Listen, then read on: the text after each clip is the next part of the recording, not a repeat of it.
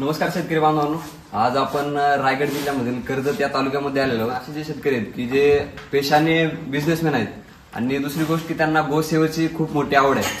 तर ते गेली 2 वर्ष आपलं जे मिल चार्जर आहे ती कंटिन्यू यूज करतात.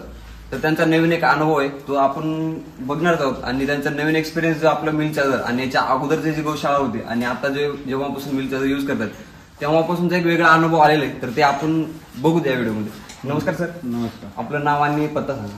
माझं नाव सुनील हरपुडे. मी व्यवसायाने सिव्हिल कॉन्ट्रॅक्टर आहे.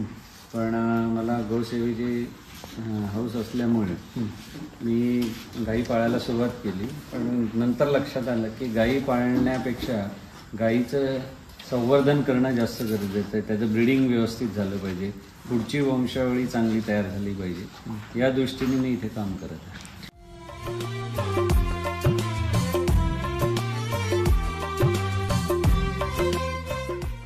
ओके, म्हणजे तुमचं एक जनरली जर आपण बघितलं की तुमचं ब्रीडिंग वरती खूप चांगलं काम करताय तुम्ही. ब्रीडिंगवर काम आहे. ओके, आता जनरली जर बघितलं आपण की ब्रीडिंगचा तुम्ही समजा मिल चार्जरचा अनुभव आहे किंवा मिल चार्जर वापरण्याआधीचा अनुभव, तर काय होता? मिल चार्जर कधीपासून वापरताय तुम्ही? मिल चार्जर हा झालं गेलं वर्ष 6 वर्ष मी वापरतो. रेग्युलर वापरताय? रेग्युलर वापरतोय. ओके. सुरुवातीला मी फक्त मिल्किंग काऊजनं वापरत होतो. ओके. बर. त्यांचं म्हणजे दुधाचं प्रमाण 1-1.5 लिटर वाढलं. ओके. त्यानंतर ते झाल्यानंतर मला गायींचं आरोग्य सुधारलं मेन. ओके. म्हणजे डॉक्टर कमी झाला.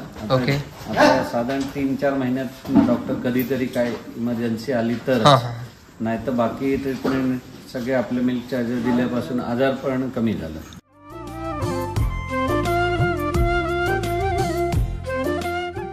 मिल चार्जरचा तुम्हाला म्हणजे माहिती करून भेटली? मिल चार्जरचं आपलं युट्यूबला सर्फिंग करत असताना अचानक आलं समोर. ते नेमकं गाईंच्या संदर्भात होतं, त्यामुळे मी ते बघितलं. म्हणजे अगोदर मिल चार्जरची गोसेवेची आवड आणि त्याच्यामध्ये गाई संदर्भाची माहिती आली. Okay okay. आणि ते बघताना इतका भारावून गेलो. महिनाभरात मी कमीत कमी 100-150 व्हिडिओ बघितले. 1 महिन्यामध्ये 100-150 व्हिडिओ. 2 तास 3 तास 3 व्हिडिओ डेली बघायचो. ते बघून मग त्याचा अनुभव मिळणार कुठे मिळणार. शेवटी आपल्या ऑफिसला कॉन्टॅक्ट केला. ऑफिसवरनं मग VRLनी मी खोपोलीत मागवलं. खोपोलीतनं इथनं जाऊन घेऊन यायचो. असं करत करत ते झालं. मग नंतर टिटवाळ्याचे नितीन लोणे म्हणून आहेत, त्यांची माहिती मिळाली. मग त्यांच्याकडनं मागवायला लागलं. आता त्यांच्याकडनंच येते सध्या.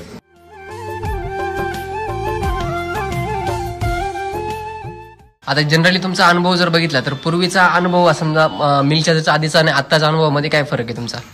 अनुभवात फरक म्हणजे मेन गायींचं आरोग्य सुधारलं, दूध वाढलं. ओके. ते जे हेडेक सर्वात असतो गायींचा आजारपण. ओके. कारण माणूस त्याने आर्थिक नुकसान होतं, मानसिक त्रास होतो. बरोबर. ते झालं. त्यानंतर प्रेग्नन्सी पिरियड मध्ये गायी व्यवस्थित राहतात या मिल्क चार्जरनी. डिलिव्हरी व्यवस्थित होते. इव्हन आता एक गाय माझी, तिला मागच्या 2 वेतांना तिचं कंटिन्यू भांड दिसायचं.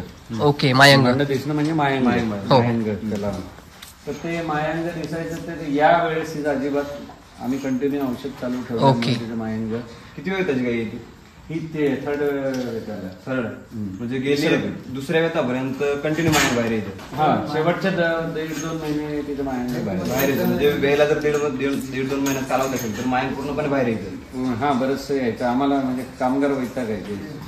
मग तिला स्टिचेस टाकायचं. यावेळेस स्टिचेस वगैरे टाकायची गरज नाही पडली. वापरा. मला पण प्रमाण 1-2 वेळा अगदी छोटासा बॉल दिसला, पण पूर्वी असं अक्षरशः गमेल्यासारखं निघायचं.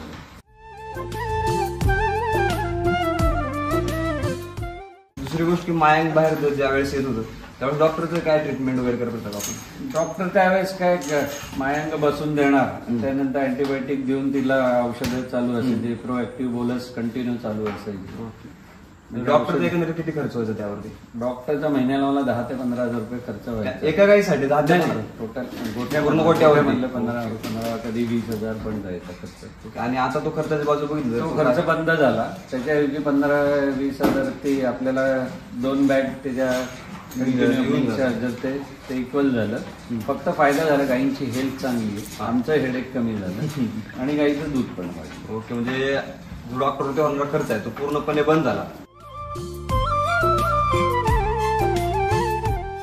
सर्वात महत्वाचं म्हणजे तुम्ही ब्रीडिंग वरती काम करता. हो. ब्रीडिंग वरती काय वेगळे पण वाटतं तुम्हाला? ब्रीडिंग वरची आता मी तुम्हाला वासरं दाखवली. वासरांची क्वालिटी आहे 3-4 महिन्याची जी वासरांची ग्रोथ आहे, त्यांची जी शायनिंग आहे, आणि वासरं शेणाचं हे चांगलं येतं, शेण एकदम चांगलं येतं. शेण चांगलं येतं, आणि वासरं ग्रोथ चांगली आहे. आता मी तुम्हाला तिथे मगाशी गिरच्या कालवडी दाखवल्या, त्या एक्सलंट झाल्या. कारण माझ्याकडे ब्रीडिंग बुल मी हाय क्वालिटीचे वापरतो, त्यामुळे माझ्याकडे जनरेशन आता चांगली झाली आणि गायी व्यवस्थित आहेत, आणि त्यामुळे माणसांना पण त्रास कमी झाला, मला पण कमी झाला. भैया लोकांना त्रास पण कमी झाला होता. शेणाचा असेल किंवा शेण पहिले जे पातळ वगैरे असेल तर पुन्हा आता एका जागी गड्डा पडतो, म्हणजे काढण्यासाठी सोयीस्कर जातं. सोयीस्कर जातं. ओके.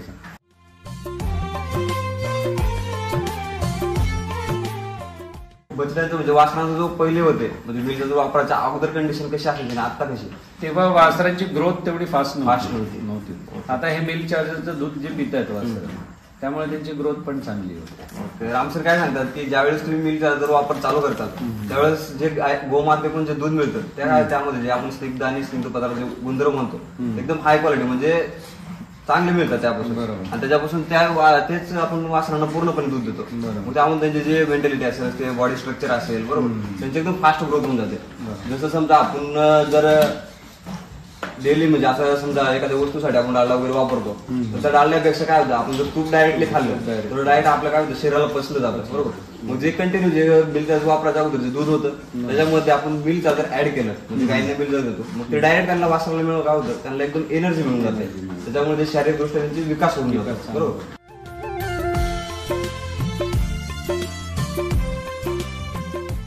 तुम्ही जे ब्रीडिंग साठी बुल वापरता म्हणजे बैल वापरता त्याच्यासाठी तुम्ही वापरता का तुम्ही? हो, त्यांना पण आता हा ब्रीडिंग बुल आहे ना गिरचा, याची म्हणजे ब्लड लाईन मी आता हा चांगल्या उच्च वंशावळीचा बुल आहे.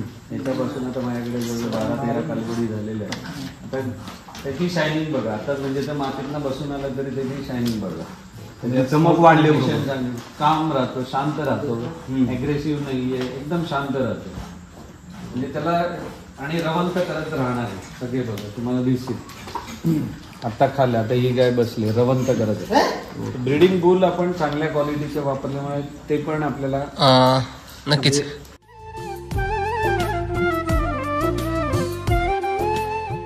आता मला एक विचारायचं होतं सर याच्यामध्ये की समजा तुम्ही मिल्क चार्जर वापरताय बरोबर आहे, आणि ब्रीडिंग जेवढं ब्रीडिंग मध्ये बुल चांगला असेल तेवढं तुमचं ब्रीडिंग चांगलं होतं बरोबर.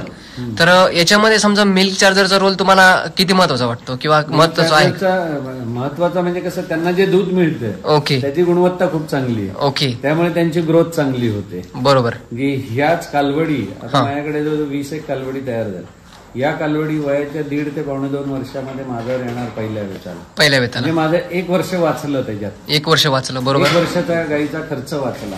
ओके बरोबर.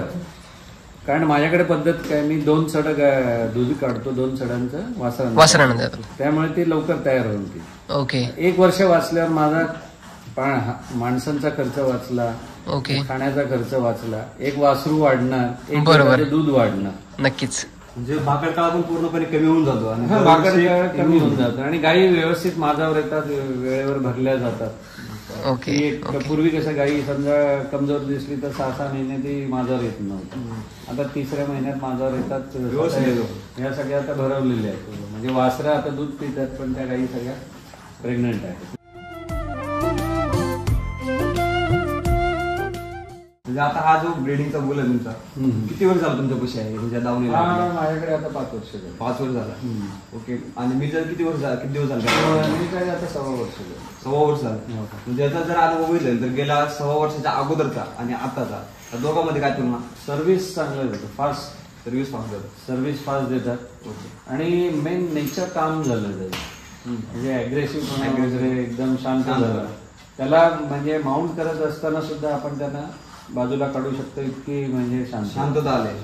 पहिले जे चिडचिड वगैरे व्हायची, चिडचिड किंवा रागवणार वगैरे म्हणजे एकदम शांत स्वभाव होता. म्हणजे आपण जसं म्हणतो की एखादे चिडचिड माणूस आणि शांत स्वभाव माणूस दोघांमध्ये खूप सारे तुलना आणि वेगळं फरक खूप. त्याच्या जवळ जायची इच्छा होते, त्याला करायची इच्छा होते, त्याला जवळ घ्यायची, एवढं प्रेमळ झालं. म्हणजे कुठली गाई आता तुम्ही खिलार गाई आहे तेवढं, पण कुठली अग्रेसिव्ह नाही दिसणार, सगळं शांत झालं. ओके. आणि मिल्क त्याची खाण्यासाठी वखवत असं वगैरे प्रकार एकदम खाल्लं समोर दिलं गेलं की तेवढं शांत होऊन जातं. आता बघा गव्हाणी बघा त्याच्या साफ गव्हाणीत काय राहिलंय का सगळं साफ करून टाकलं एकदम असं वाटणार पण ना आता काही इथे खाल्लेलं आहे.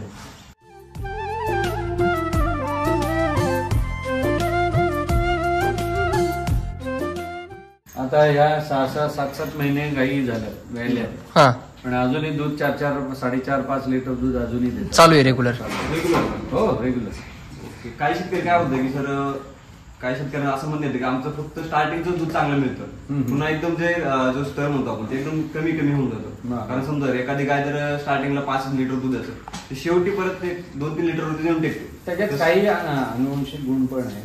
ब्रीडिंग तुमच्यात लॉंग लॅक्टेशनच्या गायी असतील त्यांचे जर कालवडी असतील तुमच्याकडे तर त्या लॉंगच चालणार. पण ज्यांच्या तुमच्याकडे 4-6 महिने दूध देणाऱ्या गायी असतील त्यांच्यात जर तुम्ही त्या पाळल्या तर त्या दूध तेवढंच देणार आहे. पण आमच्याकडे अनुभव आता ही गाय ह्या 7-7 महिने झालेले आहे पण त्यांचं दूध अजूनही चालू आणि शांतपणे उभी राहते. पाय माझ्याकडे अशा गायी आहेत की त्यांचे पाय पण बांधावे लागत नाही. इतक्या शांतपणे दूध एकदम पूर्ण शांत झाले. शांत. फक्त एक सवय पाहिजे म्हणून आम्ही बांधतो. Okay okay. मिल्कच्या वापराच्या अगोदर कशी होते त्यांचे म्हणजे नाही तेव्हा थोडं कारण पहिल्या वगैरे असते करायचं. ती चिडचिडपणा करते लाता मारते वगैरे असं पण तसा प्रमाण आमच्याकडे तर पूर्णपणे कमी झालेलं जे होतं ते पण. हो हो हो.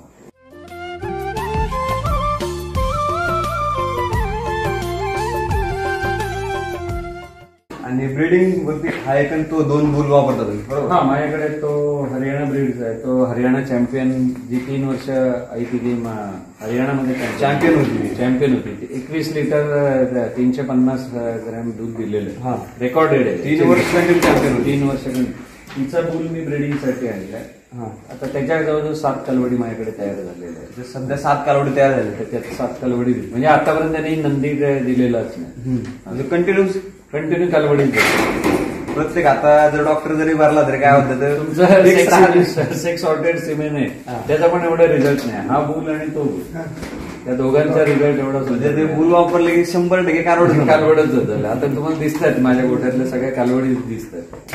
हा आणि त्या पण बुलला तुम्ही त्याचा वापरता का? कोणाला दुसरा त्याला बुल. पण किती महिने झाले त्याला वापरताय? त्याला जवळ झाले तरी 8-1 महिने. 8 महिने झाले.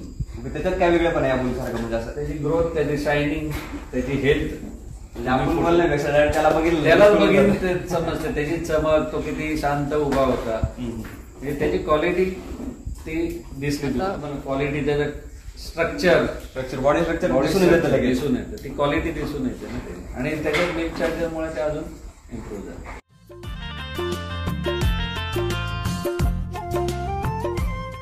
माझ्याकडे निव्वळ पेंडा आहे आणि मुरगास म्हणजे अक्षरशः लिटरली 5 किलो घालतोय मी. बरोबर. एवढ्या जनावरांना मी 5 किलो कारण माझ्याकडे पाण्याचा हे असल्यामुळे शॉर्टेज असल्यामुळे मला हिरवा चारा निर्मिती करता येते. माझ्याकडे जमीन 17-18 एकर आहे.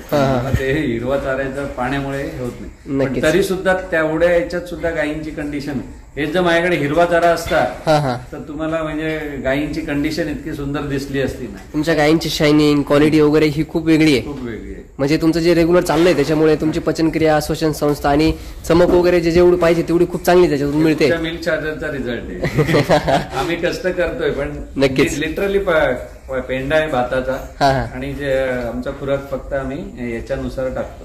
प्रेग्नंट गाईंचा वेगळा आहे, याचा वेगळा आहे, मिल्किंग काऊचा वेगळा आहे. ओके असं आहे.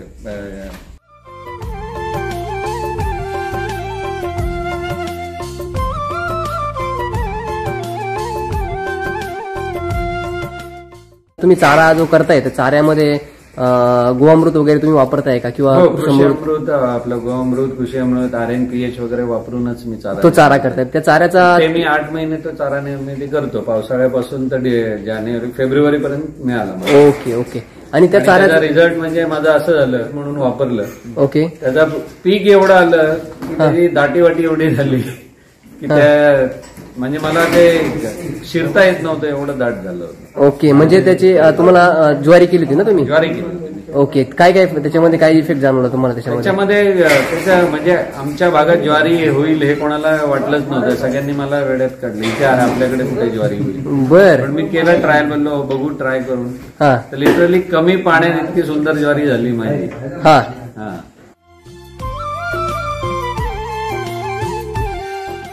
समजा तुमचा चाऱ्याचा रोल जो आहे, आपण जो म्हणतो की चारा जर तुमचा जर चांगला असेल तर तुमची अजून जनावरची हेल्थ चांगली होते.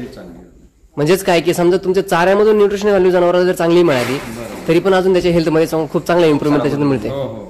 ओके, आपण जे वागतो ते आपल्या खाण्यावरती पण अवलंबून असतं. हो, खाण्यावरच मेन आहे ना. कारण अगोदर इथं मिल चार्जर नव्हतं तेव्हा चिडचिड वगैरे व्हायची त्यांची. पण मिल चार्जर चालू केल्यापासून चिडचिड पण ऑटोमॅटिकली कमी झाली. म्हणजे याचा गुणधर्म काय की आपल्या खाद्यावरती पण अवलंबून असते. आपण खाद्यावरच आहे त्यांचं. कसं आहे, त्यांची हेल्थ चांगली राहिली तर त्यांचं आरोग्य चांगलं राहील. त्यांचं आरोग्य चांगलं राहिलं तर चांगलं दूध देतील. चांगलं दूध देतील, चांगली वासरण निर्मिती होईल, तुमची वंशावळी पण चांगली मिळेल. म्हणजे ते एकात एक रिलेटेड सगळं आहे.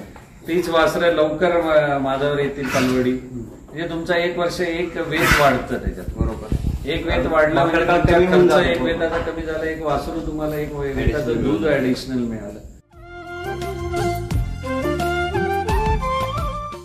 ज्वारी जे केली आपण त्याला RNPH वगैरे वापरलं होतं का आपण? हो, RNPH वापरला. म्हणजे बेसल डोस दिलेलाच होता. हो, बेसल डोस आधी पहिला बेसल डोस दिला, नंतर हे केलं, लागवड केल्यानंतर परत एकदा ते 1 महिन्यात झालं, परत बेसल डोस. आणखीन एक बेसल डोस होता, म्हणजे 2 बेसल डोस आपण. ओके, या भागामध्ये ज्वारी कधी केली जात नाही, पण सरांनी एकदा प्रयत्न केलेला होता आणि तो सक्सेसफुल झालेला आहे.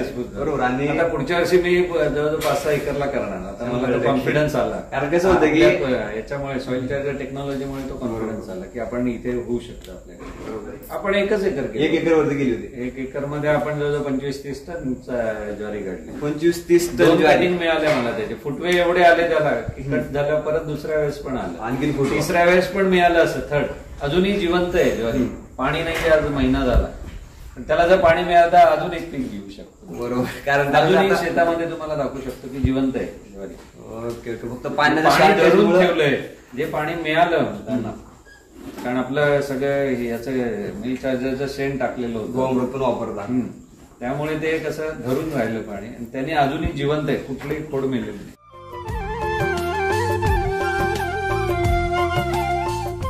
प्रत्येक व्हिडिओमध्ये सरांनी प्रत्येक पिकाची जी माहिती दिली. सर म्हणजे पृथ्वीवर देव माणूस झालेले. त्यांनी जे शेतकऱ्यांना मदत आज हे केलंय आणि एवढं फिरतात ते स्वतः शेतकऱ्यांच्या म्हणजे गोठ्यांवर जातात, शेतांवर जातात आणि त्यांनी जी माहिती देतात, त्यांनी एक जो कॉन्फिडन्स येतो ना. म्हणजे आता मी तर शेतकरी नव्हतो, बॉर्न अँड ब्रॉट अप सातबाऱ्याचा शेतकरी. शेती आमची 40-45 एकर शेती आहे. पण आम्ही कधीच आयुष्यात शहरांमध्ये राहिल्यामुळे जशी गाई आली तशी शेतीच्या जवळ आलो. म्हणजे त्याच्यात गाईचा पण सहभाग आहे. त्याच्यानंतर 6 वर्ष मी याच्यात काम करत होतो, पण प्रचंड तणावाखाली असत. कशामुळे की गाईंचे आजार, त्यांचं वेळेवर म्हणजे वासरं आजारी, कधी गाईचं वेण्याचं अडकणं, त्याच्याकरता डॉक्टर बोलवा, मग ओढून काढा वगैरे, हे प्रकार माझ्याकडे नॅचरल डिलिव्हरी होतात. पूर्णपणे नॅचरल, पूर्ण नॅचरल डिलिव्हरी. त्यांना काहीच ओढून वगैरे काहीच नाही बघतच. मी पहिले डिलिव्हरी बोललं का त्या दिवस 24 तास इथे थांबून राहायचो गोठ्यात. म्हणजे कामगारांवर विश्वास ठेवायचा नाही, ते कसं करतील काय. आता मी एवढा बिंदास असतो, मी सीसीटीव्ही कॅमेरे आहेत माझ्याकडे, तिथून मी फक्त बघतो की डिलिव्हरी होते, गाय बसले, डिलिव्हरी काय नाही, व्यवस्थित डिलिव्हरी होत असतं. मी 4 बाजूला माझ्याकडे कॅमेरे लावलेले, तिकडे दिसतील, तिकडे दिसतील, पुढे आहेत, मागे. मी फक्त ऑब्झर्व करतो, तिथनं बघतो, गाय माझ्या समोर कॅमेरा समोर ठेवतो, मी घरातनं बघतो, गाय व्यवस्थित डिलिव्हरी होतात. वासरं 1 तासाच्या आत उठून दूध पितात, नाही ऑटोमॅटिकली स्वतःहून उठून दूध पितात. त्यांच्यामध्येच एवढी स्ट्रेंथ असते की आता हे 1 महिन्याचं वासरू, याची हाईट बघा, 1 महिन्याचं 1 महिन्याचं वासरू आहे. 1 महिना पण 28 दिवसच झाले.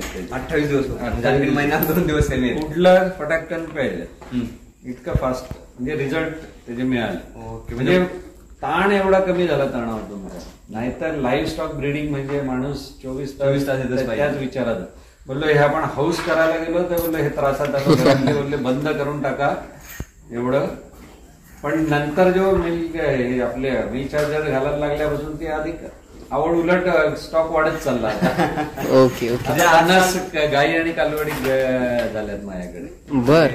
पहिलं काय आणि होतं लोक खास माझ्याकडे कालवडी मागायला येतात, मी अजून देत नाहीये. ओके. फक्त लोकांना एक सहकार्य मी करतो, हा, हा. व्हिडिओच्या माध्यमातून सांगतो, ज्याला कोणाला चांगल्या गायी भरून घ्यायच्या असतील त्यांना मी माझ्या नंदींची सेवा देऊ शकतो.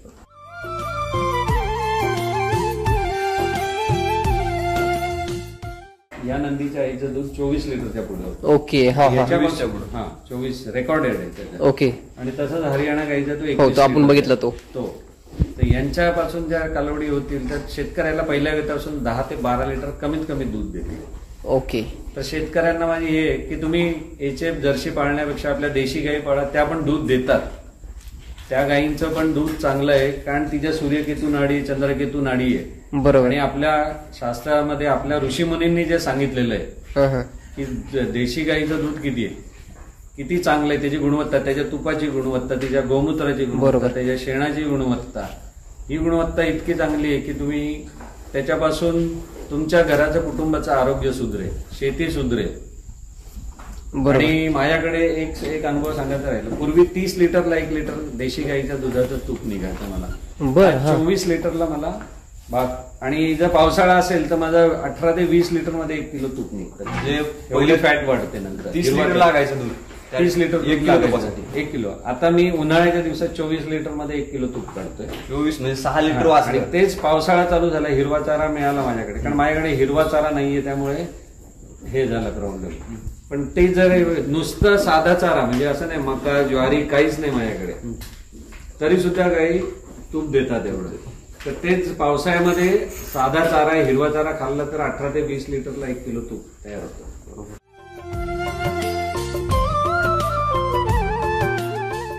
मेन म्हणजे आपल्याकडे कुठलंही आपण केमिकल युक्त खाद्य पण नाही, चारा पण नाही. त्यामुळे त्या दुधाची तुपाची गुणवत्ता खूप चांगली चांगली. ओके. आणि माझं तूप 3,000 रुपये किलोला वेटिंगला आहेत लोक. 3,000 रुपये किलो. आणि खिलार गाईचं तूप हे 5,000 रुपये लिटर. अरे बापरे. कारण दुधाची क्वांटिटी तेवढी लागते. हा हा. आता मी दूध 100 रुपये लिटरने विकतो. दूध पण 100 रुपये लिटर. दूध 100 रुपये लिटरने जातं माझं इथे. आणि त्यातलं मी फक्त 2 चढच काढते, कारण बाकी वासरांना पाजते. त्याच्यामध्ये पण मी आता तुम्ही मगाशी ऐकलं असेल, मी सांगितलं उद्या या सगळी वासरच पाजते. 2 दिवस मी नाहीये तर पूर्ण वासरं पाजा. दूध फक्त कस्टमरचे तेवढं 10 लिटर देतो आपण एकाकडे, तेवढंच काढ. बाकी असं म्हणजे आपण पूर्ण ब्रीडिंगवर कॉन्सन्ट्रेशन केलं. ओके. म्हणजे ब्रीडिंग पण व्यवस्थित आहे आणि सर जेवढं दूध उत्पादन करतात आता आजकाल बघितलं तर 27-28 रुपये भाव आहे दुधाचा. बरोबर. त्याच्यात चौपट आपण भाव एक्स्ट्रा घेत आहे आणि तरी पण वेटिंगला आहेत लोक. वेटिंगचं कारण दुधाची क्वालिटी, दुधाची जी चव लागली ना लोकांना, ते दूध बंदच केले ना. आतापर्यंत पहिला कस्टमर जेव्हा 5-6 वर्षापूर्वीच आहे, तो कस्टमर अजून ती ऍडव्हर्टाईज करतो आपण, पण लोकांना देऊ शकत नाही. कारण मला 50च्या वरती गाई आता इथे माझी कॅपॅसिटी इथे गोठ्याची कॅपॅसिटी 50 आणि हा. ओके. पण आजकाल काय होते सर, जर शेतकरी प्रत्येक वेळेस काय करते, दर आठवड्याला डेअरीवाला चेंज करतो. बरोबर. एखाद्याकडून आपल्याला समाधान होत नाही, पण तुमचं दूध एखाद्या शेतकऱ्यानं जर नेलं तर ते शेवटपर्यंत तुमच्यापर्यंत राहतो. आणि मग बेसिकली मी फक्त लहान मुलं त्यांच्याकडे दूध देतो, बाकी कुठे दूध देत नाही. कारण मला लहान मुलांना सुरुवातीपासून, मी सरांचा एक व्हिडिओ बघितला, एक अपंग मुलगा होता, त्या मुलाचा जो इफेक्ट मिळाला, तसं मी ज्या ज्या लोकांना सांगितलं आणि आपले माहितीचे व्हिडिओ पाठवायचो, तेव्हा लोकांना पटलं की हे दुधाची काय गरज आहे. त्यामुळे लोक दूध ते बंद करत नाही. भलं ते नसेल तर मुलं दूध पित नाही अशी कंप्लेंट येतात की बाबा बाकी दूध समजा एक दिवस जरी आपल्याकडनं घातलं नाही गेलं, काय अगदीच एक्स्ट्रीम अडचण आली किंवा माणूस गेला काय आजारी पडला, तर लोक ती मुलं दूध पित नाही घरी, दुसरं ते बोलतात घरातलं द्या, आम्ही घरी येऊन नेतो दूध, अशी परिस्थिती.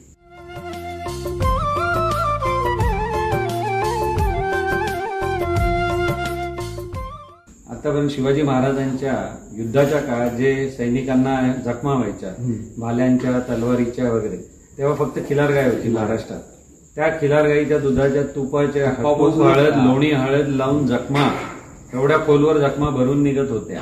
म्हणजे प्रत्येक किल्ल्यावरती तुपाच्या खाण्या वेरी भरलेला असायचा. तूप जेवढं जुनं होत जाईल ना तेवढं औषधी गुणवत्ता वाढत जाते. गुजरातमध्ये 100 वर्षाचं तुपाचे स्टोरेज आहे. बरोबर. एवढं कारण ज्यांना या गोष्टीचं गुणधर्म माहिती आहे आणि विशेषता माहिती आहे तेच व्यक्ती या गोष्टीवरती फोकस करतात. कारण आपण सूर्यनाडी असेल याच्या गोष्टी ज्या म्हणतो ते कुणालाच घेणं देणं नाही. बरोबर. आणि फक्त प्रत्येक शेतकरी फक्त हा वर्षातला एक दिवस आहे कोजागिरी पौर्णिमा. कोजागिरी. त्या दिवशी फुल मंडे म्हणजे पौर्णिमेचा दिवस असतो. त्या दिवशी आम्ही दुधाच्या गायी सगळ्या बाहेर अंगणात बांधतो. पूर्ण रात्रभर त्यांना चंद्राच्या प्रकाशात ठेवतो. जर पौर्णिमेला ठेवलं तर चांगलंच आहे, पण वर्षातला तो दिवस सर्वात श्रेष्ठ आहे. त्या दिवशीचं गोमूत्र हे डोळ्यांच्या नेत्रांजन बनवण्यासाठी वापरलं जातं. आणि त्या दिवशीचं दूध जमा करून त्याचं जे तूप होतं ते आम्ही प्रिझर्व करून ठेवतो. त्या दिवसाचं दूध जे ते इतकं औषधीय दूध आणि तूप त्याचं ते एक ठेवतो आम्ही. आणि पावसाळ्यात श्रावण महिन्यापासून श्रावण भाद्रपद अश्विन या 3 महिन्यातलं जे तूप आहे ते मी विकतच नाही. ते वर्षभर घरी त्याची गुणवत्ता आहे. कारण शेकडो प्रकारच्या वनस्पती गायींना चारून आणल्यानंतर जे दुधाची क्वालिटी होते ना ती गुणवत्ता गायीला कळतं. देशी गायीला की कुठला चारा खाल्ला पाहिजे आणि कुठल्या चारा औषधी गुणवत्ता. कारण काय होतं सर, आजकाल प्रत्येक शेतकरी हा फक्त दुग्ध व्यवसाय फक्त प्रत्येक गायीकडे बघण्याचा दृष्टिकोन फक्त दुधाचे मशीन बघतो. आपण काय करतो, तुमचा गोटा आता बघितला पूर्ण गोट्यावर आता गेली 3-4 तास इथे जाईल. बरोबर. प्रत्येक गोष्टीचं जे महत्व आहे ते तुम्ही पण समजून सांगता आणि त्याच्यामध्ये मिळतं आणखी डेव्हलप झालेलं आहे. बरोबर. तर जसं एखाद्या टेक्नॉलॉजी प्रत्येक वर्षी व्हर्जन चेंज करते म्हणजे अपडेट होते, तसंच आपलं ब्रीडिंग वरती पण काम आणखीन वाढलेलं आहे. आणि गोवंश तर हल्लीच आहेत पूर्ण आणि सगळं शांत आहे. कारण प्रत्येक गोट्यावरती गेल्यानंतर आपण चिडचिड असते, आवाज असतो, इथे कोणच तसं नाही. प्रत्येक शांत आहे एकदम.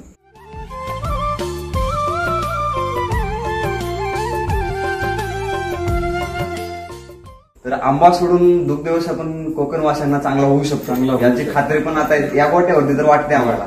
कारण इथं 100% बागायत करतोय. पाणी नाहीये ते दुष्काळी म्हणजे पाणीच नाहीये तरी आम्ही नुसत्या पेंड्यावर आणि खुराकावर करतोय. बरोबर. तरी जनावर हेल्दी आहेत आमची. त्याला कारण त्यांची पचनशक्ती तुमच्या मिल्क चार्जरने आमची इम्प्रूव्ह केली. कारण 5 वर्ष मी रडकुंडीला आलो आणि जसं मिल्क चार्जर आलं तसा उत्साह वाढला माझा. बरोबर. असं कारण जो आपला जो ताण राहतो आपण काय करतो, जर आपल्याला एखाद्या गोष्टी जर ताण पडला तर ती गोष्ट आपण कडाला सोडून देतो. ते पुढे काय का होईना कसं आपण केलेलं असतं आवश्यक करता, पण ते त्रासदायक व्हायला लागलं का माणूस सोडून देतो. पण जसं मिल्क चार्जर मिळाला, गायी इम्प्रूव्ह झाल्या, तसं कॉन्फिडन्स वाढला.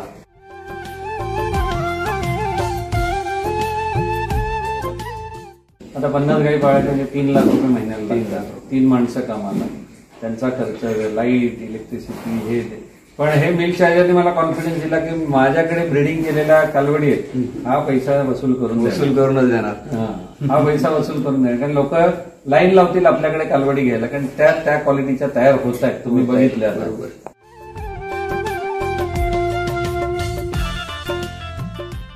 मग या भागामध्ये जे दुष्काळी भाग जो म्हटला आता तुम्ही त्या पद्धतीचा भाग आहे, तर त्या भागातील शेतकऱ्यांना दुग्ध व्यवसायाचा तोट्यात जायला आहे. तर त्यांना एक स्टेज पुढे घेण्यासाठी तुम्ही काय सांगू इच्छिता? त्यांना हे सांगेल की बाबा तुम्ही गायी म्हणजे चांगल्या वंशावळीच्या गायी ठेवा, त्याचबरोबर तुम्ही मिल्क चार्जर हे रेग्युलर द्या. रेग्युलर दिलं पाहिजे. रेग्युलर दिलं, भल्या भाकड असतील तरी द्या, बंद करू नका. मी बंद करत नाही. भाकड असले त्याची क्वांटिटी कमी करा, व्यायल्यावर तुम्ही डबल करा ती क्वांटिटी. तुम्हाला रिझल्ट मिळणारच. आणि तुमचं मेन म्हणजे गायीचं आरोग्य चांगलं राहील, वासरं चांगलं निघतील, दूध लॉंग टाइम चालेल तुमचं. त्यामुळे तुम्हाला परवडेल.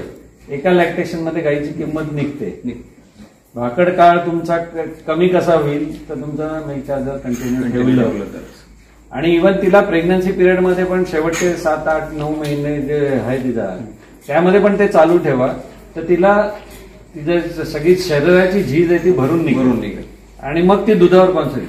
कसं होतं, गाय वेल्यानंतर तिला स्वतःला रिकव्हर करायचं असतं, वासराचं पोट भरायचं असतं आणि मालकाचं पोट भरायचं. आणि तिचं आरोग्य कसं राहील जर तुम्ही तिला म्हणजे सगळं तिला आवश्यक जे जीवनावश्यक जे आहे ते तिला मिळते कशामधनं मिळतं. ते तुम्ही बंद केलं तर मग तुम्हाला ती झीज भरून काढायला तिला 6 महिने जातात. बरोबर. मग ती दूध देणार नाही.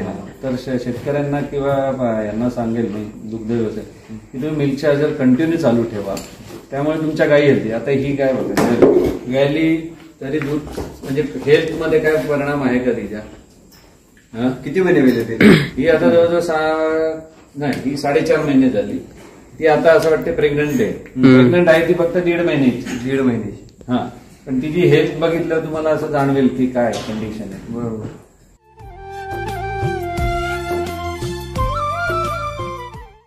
चालेल. तर धन्यवाद. धन्यवाद. आपण आले इथे